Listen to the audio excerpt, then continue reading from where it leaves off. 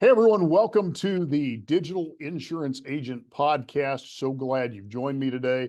And I am happy to have Jonathan Mast with Whitebeard Strategies joining us. We're going to go a little deeper dive on AI today because a lot of changes happening in the marketplace. You're going to want to stay tuned and hear about what's happening and how it can benefit you today.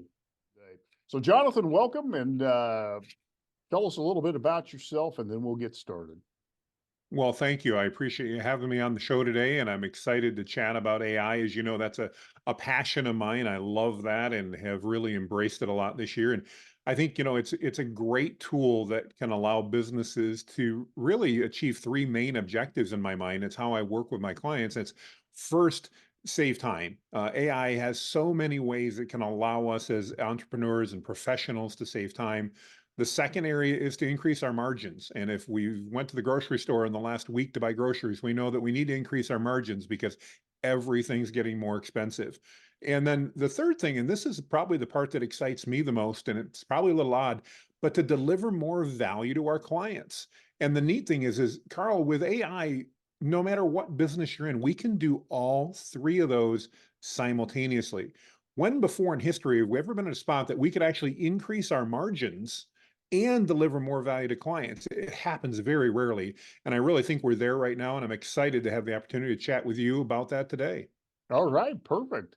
Well, glad to have you here. And yeah, it is a passion. This is one of the reasons I invited you on. I've watched your deep dive into AI, and I know that you've become a real student of it. And I think those of you listening today are going to find this of great value. So let's kind of start with the fundamentals. Let's talk about some of the platforms that are out there. You know, we hear these terms thrown around, Dalle and ChatGPT and Bard, Bing, Jarvis, Perplexity. Tell us about some of the platforms that are out there that people are using right now. Happy to do so. Well, let's begin by describing and kind of categorizing them. So there's really a couple different categories of AI tools. There's your AI content creation tools, and those are mainly focused on text. You need it to proofread an email. You need it to write a social media post for you. You've got an email going back to a client. You just aren't sure how to word. It's a great tool for that. And there's really three main tools there. ChatGPT is the big gorilla that everybody talks about that gets all the press. And that's what came storming on the scene just over a year ago now. Google has another version of that called Bard. You'll learn through the interview. I'm not a huge fan of Bard other than in specific cases. I actually think Google got caught pretty flat-footed when it came to AI. And then there's a third called Claude by Anthropic. It's a direct competitor to ChatGPT. It's been invested in by, believe it or not, Google, as well as Amazon and some other companies. And then again, those three are really focused on text content creation. If you need to create it, whether that's again a marketing campaign, a blog post, social media, email, one of my favorite uses, by the way, is to create standard operating procedures. Those are the great tools to use for that. Then we've got our image generation tools, and those are tools that, just like they sound, are really focused on helping you create AI generated images. And I got to say, they have really impressed me. They can do some amazing things. You can literally type out what you're looking for, or if you're on your phone, you can just speak it into the phone and say, here's what I want, and they're going to create images based upon that. The big player there is really twofold. One is Midjourney, and the other is called Dalle. Dalle is part of ChatGPT and Microsoft and OpenAI. By the way, Microsoft owns a big chunk of OpenAI. They offer Dalle for image generation and in different ways. Both do a good job. Midjourney is a separate application and does a very good job, but has a very quirky interface in that it actually uses something called a Discord server to feed into. They have added a website, but it still doesn't work the way you'd anticipate it does. Great tool, just a little bit of a learning curve to get into. Along with that, there are a number of others that I'm sure people in your audience may be passionate about, from Leonardo and a host of others that are out there. But that's really that image generation category. You mentioned Perplexity.ai. That is kind of in a unique category. It can do text, but it's really an AI-based search engine. And it's where I thought Google would go with AI. The neat thing about Perplexity is that you can go out to Perplexity and ask a question or do a search, and it gives you a response. And then it also gives you 6 to 10 websites to reference. And I really think that's where Google's headed with their new search generative experience and the type of things we're going to see, where when you actually ask a question, you get a response instead of just a list of websites to go to. And then there's a host of other tools out there that you mentioned from Jarvis and others. There's tons of video creation tools. They are getting pretty good, but they're not quite ready to replace you and I yet. But there's a lot of stuff out there. My recommendation for those that are scratching their heads and going, oh my goodness, this is just so much, start with the basics. Go to ChatGPT and just start using the free version to learn how it works and to figure it out. And then over time, as your interests and needs change or evolve, then start bringing in some of the other tools. But to get started with, both Claude and ChatGPT give free versions that do a very good job. Start with one of those and you'll learn a lot pretty quickly. Perfect. And along those lines, just for, our audience to understand, what would be the benefit of at some point moving on to one of the paid versions, like especially with Chat GPT? I know that you'll see like a Chat GPT 3.5 or paid Mhm. version 4.0. What are kind of the big enhancements that a person gets if they do pay on a platform like Chat GPT? Well, it's an interesting question. This weekend, I actually got asked that in my AI group, and it was like, is it worth the $20 investment? And my response was, I would give up pretty much everything other than food and shelter before I'd stop paying for that. My Netflix subscription, which I love, it's long gone before I stop paying for ChatGPT. What you get with that is easier to describe on ChatGPT than it is the other. So I'll start there.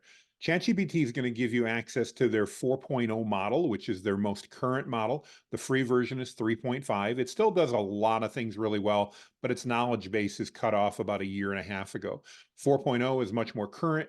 4.0 also has with it the capabilities to search the internet, so it can actually, you can have it reference an article or something like that, read, summarize. I love it to summarize things. If I've got a long article that somebody recommended, instead of me reading it and taking 10 minutes, I'll often just feed the URL into ChatGPT and say, give me an executive summary. Then I can determine, do I want to take the time to read that or not? So it does a lot of things there that you don't normally get access to. And I do think, especially for business people, I think it's an absolute no-brainer to spend the $20 a month to get the access and the tools that it gives you. Claude also offers a package for $20 a month. I am a subscriber. I'm not exactly sure what I'm getting for it, to be candid with you. I really don't see any difference between the paid version and the pro. If you work for Anthropic and can tell me, please reach out. I'd love to know the difference. I want to support you, but I'm not sure it has the noticeable difference that it does with ChatGPT. Okay, perfect. And that brings us really to another topic. You hear the term GPT. I see sometimes in your group this discussion about creating a GPT, and so if you could give us a little explanation of what really is a GPT. What are we talking about there? I'd be happy to. So GPT stands for Generative Pre-trained Transformer. And I actually had to go look that up myself real quick because I don't have the wording quite right. But basically, it means that it's a model that's been trained on data to respond to your inputs. We call the inputs prompts, and obviously the responses are responses. Normally, when you hear somebody refer to a GPT as a topic or as an item, they're referring to a new rollout that happened in November, and ChatGPT rolled out the ability to create what are called custom GPTs. And those are really interesting in that now you're not reliant just upon the data that ChatGPT knows. Think of ChatGPT, by the way, as probably the world's broadest encyclopedia. They have knowledge on almost anything you can imagine, but they don't necessarily have knowledge on your company, Carl, or my company, and they certainly don't have knowledge on me as an individual because I'm not famous enough for that, and that's okay. But with a GPT model, a custom GPT, I can actually upload information about my company. I can upload our policies and our procedures, our values, all kinds of things like that. And I can instruct the GPT model to, before you use ChatGPT's general encyclopedic knowledge, use the specific knowledge that I've uploaded. And it really provides a huge opportunity for businesses to, as a simple case, if you can imagine giving your customer service team access to a custom GPT that was fully trained on all of your documentation, on all of your policies and procedures, on all of your values, had pre-programmed how to deal with a frustrated customer, how to request a testimonial and all that. And now your customer service team has that literally at their fingertips available to help them in resolving any customer issues or anything they're doing in their job. Oh, excellent, excellent. And you broached into another topic, and this one is I think super critical. The importance of prompts. It seems like there's good prompts, bad prompts, and probably everything in between, but not all prompts are created equal. Would that be a fair statement? It'd be a very fair statement. You've probably heard the phrase garbage in, garbage out, and that applies to computers in general, and it absolutely applies to AI. I think probably one of the most common things I hear, Carl, is people will reach out and go, I used it to write a social media post, and what it wrote was just garbage. And I'm like, well, what did you ask it to do? Well, I said, write me a social media post about the sun is shining outside. I'm like, well, you didn't give it any context. Where are you living? What month is it? What's going on? What are you trying to do? What makes it just like when you talk to a team member? And that's really how I encourage people to look at ChatGPT. And by the way, if I say ChatGPT, it really applies to Bard and Claude too. So, but it's hard to say all three of them all the time. If you're using ChatGPT and you're prompting it, talk to it just like you would a coworker. So if I'm working with you and collaborating with you, Carl, and we're going to try to write a social media post together, I'm probably going to share who's the audience, what is the topic I want to talk to, what's the overall tone that I want it to have, maybe even what opinion do I want it to share, or what education do I want it to give. And people seem to forget that, and they just go write me a social media post about looking in front of me about acoustical panels. Well, it doesn't know who you're trying to write it to. It doesn't know whether it's supposed to be in favor or against acoustical panels. Doesn't know it should talk about the kind that looks like eggshells or the stuff that looks like stripes, or if it's something totally different. So it's going to guess. And a lot of times it's going to guess wrong. It's going to be very general in nature. And you see a lot of that content out there because that's what a lot of people are doing. AI is very powerful if you prompt it well, but you need to talk to it much like you would talk to a coworker when you're requesting it to do things. Okay, perfect. And with that, just you gave us a little sample there. Do you have a couple of just really quick, simple prompts that our audience could go try out for themselves, just to see, how that works? Good question. I encourage most business people to start with the simplest in my mind, and that's find an email that you need to write today that you're just not sure you're getting the right tone on. Most of us are writing emails back and forth throughout the day, and one or more of them require us to ponder and reread and think. And sometimes we take the time and sometimes we don't. But take that email, write your response, and now go over to ChatGPT and paste it in and say, please proofread my response and improve it for two things: readability and comprehension. So again, basically you're going to say, please proofread the following email and improve for readability and comprehension. And then you just copy paste your email in. You will be absolutely amazed at how much better of an email it normally will create for you. Now, you still need to proofread it and you need to make sure it's right because that's not a lot of data to give it, but it's very good at writing professional, but not too stale type of conversation. And then as a follow-up to that, let's say it comes back and it just sounds too professional. Maybe I'm writing an email to you, Carl. I know you, and I'm going to be a bit more casual or friendly. I can say, thanks. Now try to write it in a more friendly tone. Carl's a friend of mine. And it will actually rewrite that email in a much friendlier and more conversational tone. And I think it's a great way to get started. The other thing I would add is I have a favorite, what I call prompt addendum. And that's that people forget that ChatGPT, you can have a conversation with it. So whatever prompt you type in, anything you want to try, at the end of it, when you're done and you think you're ready to press enter, add this sentence. Please ask me any clarifying questions you need in order to give me the best response. By adding that to the end of your prompt, ChatGPT is now going to analyze what you asked it to do, and it's going to go, wow, I'm missing 3 pieces of information I should have. If you don't ask that question, it's going to just assume it has it, or it's going to make it up, or whatever we actually call it, hallucinations, much like drugs when it comes to that, because it just hallucinates, it guesses. But if we put that in there, please ask me any clarifying questions you need to get me the best response. It will now ask you any questions that it believes it needs to fill in information that you maybe didn't give it or didn't think to give it. Oh, wow. That right there, I think is worth the price of admission, that one little line. So that's certainly something I'm going to start applying. I like that. So let's talk, a little bit about you hit that topic of hallucinations. So how do we make Mhm. sure that our responses that we're getting back are really valid, they're accurate, they're correct information? What things should we be doing to, really quality control the responses that we're getting? Good question. There are a couple things I recommend. One is the basic, is that's proofread before you use. If you want to just copy and paste out of ChatGPT, you're going to sooner or later get bitten by it. Whether you're a student, you're trying to do it for a report, or you're in business, it's going to make a hallucination, or it's just going to get something wrong. The good news is that I find the majority of the time it gets things wrong isn't about basic facts, it's about statistics. And so if you simply do a quick scan of the response for a percent sign, you're going to catch about 80 to 85% of, at least in my opinion, of the times when it's hallucinating. And what I do is I actually use perplexity.ai in conjunction. So if I'm writing you an email and it states a statistic, I had one this morning that 65% of people do something, and I forget what it was all about. But I'm like, man, I don't know if I believe that or not. So I took that phrase and I went to perplexity.ai, a different tool, and I said, is this true? And I just pasted in whatever that statement, that statistic was from ChatGPT. And in this case, it came back and said, yes, it is true. And on top of that, it gave me a citation for it. In fact, it gave me 5 citations for it. So now I could, in confidence, leave that in there. It was just an email. I didn't bring the citation, but I'm like, okay, that's true.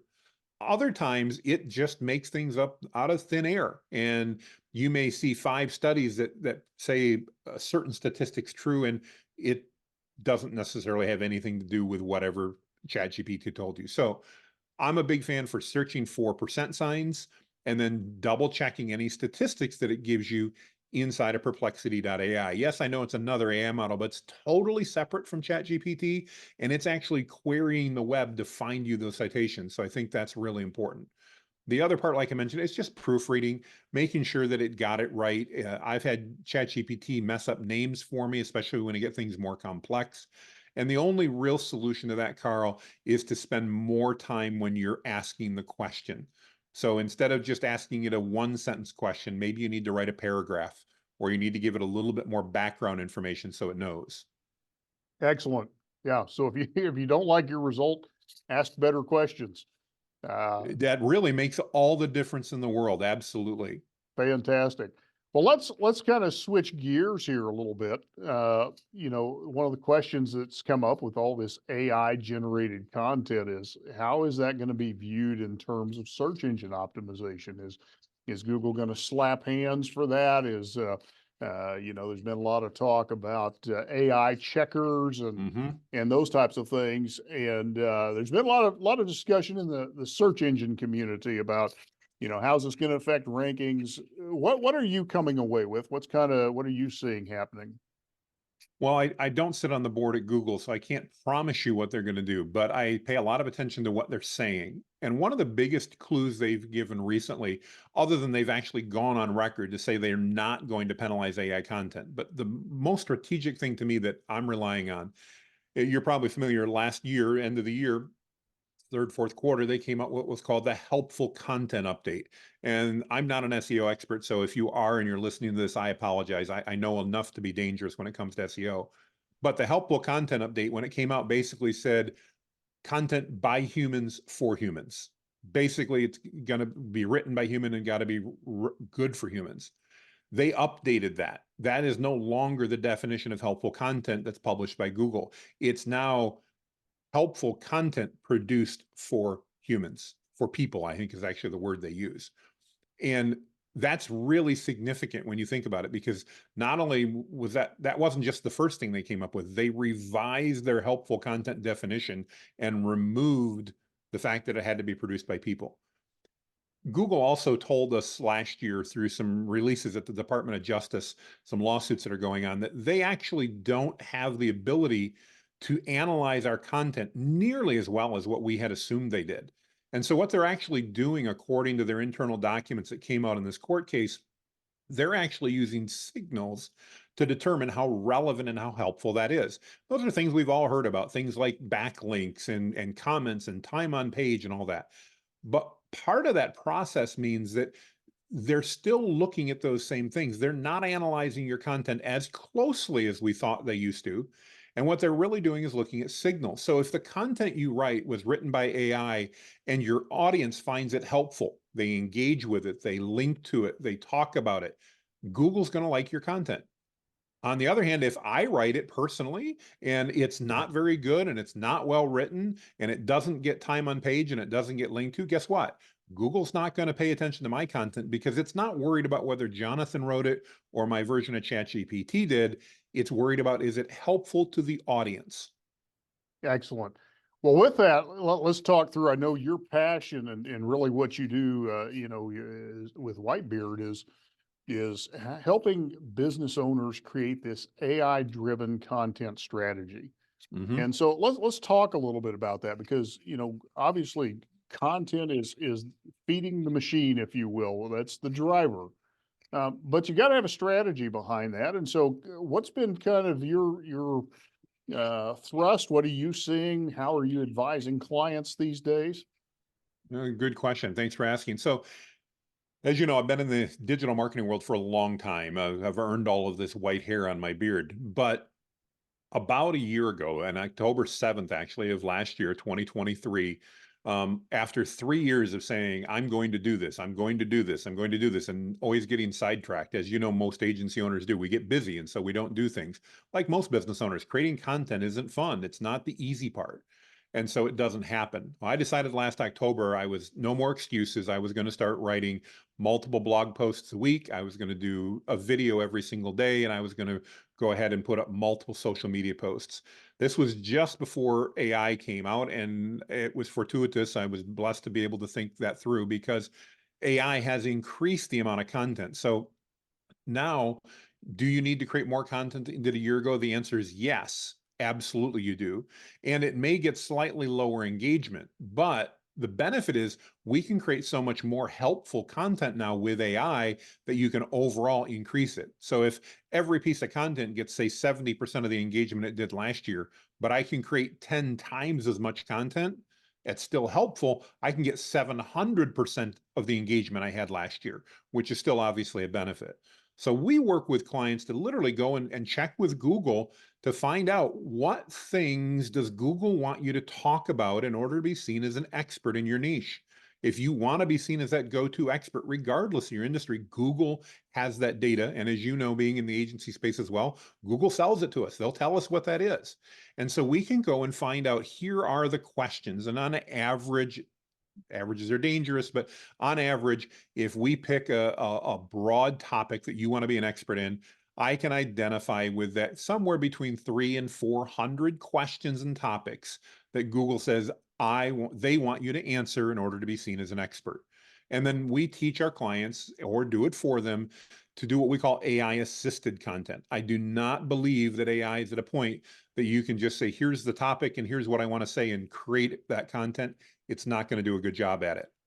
But you can prompt it well. You can then allow AI to write it and you can proofread it, and you can create content in probably about 20 to 25% of the time that we could a year ago and still have that be good, helpful content. And that's what your audience is looking for, because when you start creating written content and then video content based on that and social media content based on that, that is going to get not only Google's attention, but your audience's attention as well. And I got to say, being in sales, there's nothing like getting on a sales call, Carl, and having somebody go, Jonathan, I feel like I know you because I've been seeing your videos. How do I work with you? As opposed to, all right, I signed up for the sales call. Why should I talk to you? Very different perspective. And as you know from conversations we've had, I've built my current agency that I started just 4 months ago based upon the whole fact that people are coming to me as an expert in my niche asking how they can work with me as opposed to why they should listen to me. And that's made just a world of difference. And it can do that for anybody, regardless of your niche. Absolutely. I'm glad you pointed that out, because one of the things that this, we deal with this in our clients, is helping them really understand this attraction marketing model, that when you become Hmm. the expert, everybody wants to work with the expert. It's no longer a discussion of do you have the lowest price, or any of those things. You're an expert, and people are willing to pay for that expertise because they want to work with the best. And so I love this strategy, and I'm glad we got a chance to kind of talk about it. And just to break that down, you kind of gave a little glimpse there. You're taking long form content, and then you're Hmm. repurposing that multiple venues, multiple Absolutely. platforms. Am I understanding that correctly? Yeah, no, absolutely. We begin by writing written long form articles or blog posts. So our recommendation really simply is 15 blog posts every single month. And I know people are going, "You're crazy. I'm not getting one out now." No, you need to do it. But then that results in 15 to 30 video scripts based upon that article. And then we're going to leverage that into social media posts, and we're going to turn that into, on average, 3 social media posts per article. So if you've ever been on Facebook or Instagram, LinkedIn, any place like that, and you've seen a post, got a good hook, a great title, got your attention, maybe had the first sentence or summary, and then it had a link to read the rest of the article. Those are the type of social media posts we're creating, because what happens is two things. One, it drives more traffic to that article. It does what we call amplifying that, and that's important. The other thing that it does, and this is a great trick if you haven't learned this already, you can share content on social media that supports your position and your beliefs and get credit for it even if you didn't write it. So, Carl, if you write an article that I think is spot on, I can go share that on my LinkedIn profile and link to your article. And I still get credit with my audience for having, maybe not for written it, but for being an expert in that field, because I shared that information. So now, on top of sharing your great content, I'm also sharing the content that I've written, or I've written with AI. We call it AI assisted. And I'm able to put that content out there. And because it's targeted again now, and notice I didn't say keywords, not that keywords are irrelevant, but we're not trying to just get, the best chiropractor in Indianapolis. We're targeting on, if in that example, everything about chiropractic care, and making sure that when that chiropractor is writing, they're not just talking about being the best chiropractor or the most trained chiropractor, but they're answering all of these questions that their audience is asking. So when somebody in Indianapolis says, chiropractors near me, or who's the best, their website automatically comes up. And because of Google's new EEAT model for expertise and authority and all of that, I won't go into the whole details. That's a whole nother discussion. But we're even finding that the social media posts that you make, Carl, help Google create that web of authenticity to validate who you are. Your Facebook post is never going to show up in search engine results. But I believe, and I could be wrong, but I believe solidly that Facebook and that LinkedIn post that you make are signals to Google that they're indexing those, and they're going, wow, Carl wrote this article, he did a video, and now he's posted. Guess what? I can now validate that Carl's real because he's had this LinkedIn profile for 7 years and he's posted consistently. And now that's going to increase your credibility. So that article you wrote and everything else is going to appear higher and be more likely to be ranked by Google, where your audience is going to see it. Excellent. Now, as we talk about that, that brings up an interesting topic: AI assisted content. So who really owns that? Is that mine? Is that the AI platform? I was even thinking about images created with Dalle. Mm-hmm. Are those copyrighted images from the platform? How do we give proper attribution to AI assisted content? It's a great question, and one that hasn't been settled in the courts yet. So there is no definitive answer. My recommendation to my clients is simple. I recommend that you add something to the footer of your website, letting them know that this amazing content that you're reading on this website was created in conjunction or in collaboration with AI. It was human prompted, it was human directed, but AI was part of that process. I think that's an important disclosure to make. As far as copyrights, the courts haven't said yet. We don't know. So as a business person, I'm using Midjourney for most of my images primarily because I can buy a license from them. Will it hold up in court down the road? I don't know. But I know as a business owner, I can take the fact that I can rely on a statement being made to me and the fact that I'm exchanging something of value, my money for their services, that I have at least I think, a fairly strong leg to stand on and use those images. Does that mean that the image that I've used and created nobody else can use? I don't know. I just have, believe it or not, in this virtual world, I finally decided to print business cards up because I've been going to enough events to speak that I need business cards. And I used one of my Midjourney images on my business card. Is it possible that you could use that? Yeah. Can I stop you? Probably not. But here's the key. It took me over 400 iterations to get the image that I wanted to put on my business card. I would dare say that one, nobody knows the exact prompts I used or is going to take the time to replicate that exactly. And therefore, it's much like a picture. If I decided to take a picture and somebody else wanted to use a similar concept and take their own picture, I can't stop them from doing that.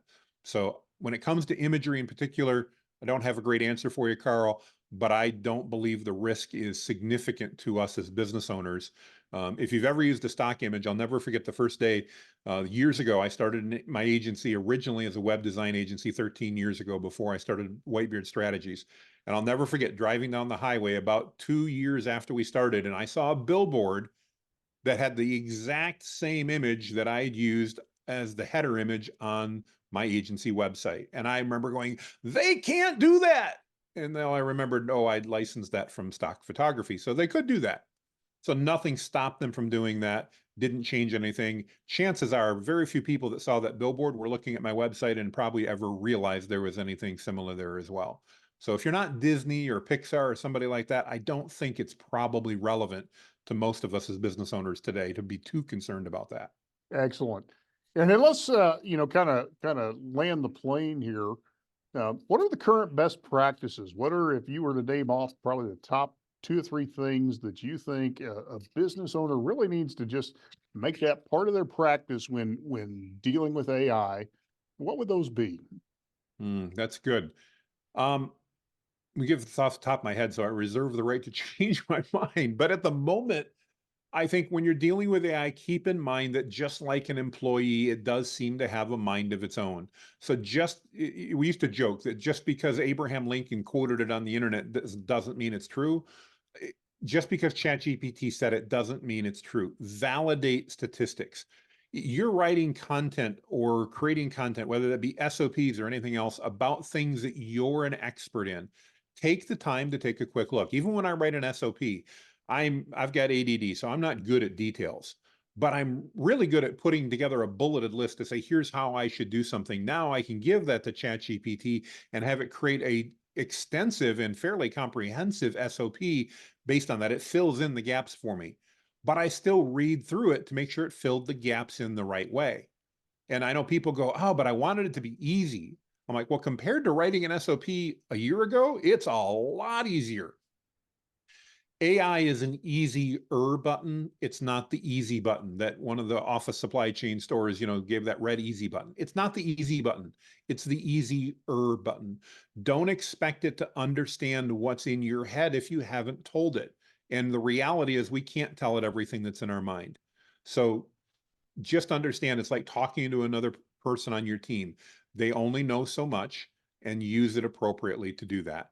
But I highly encourage you to leverage it to save time, increase those margins, and best of all, provide more value to your clients to convince them why they should spend more time with you and more money with you instead of possibly looking for the competition because their groceries are costing them more too. Excellent. Excellent.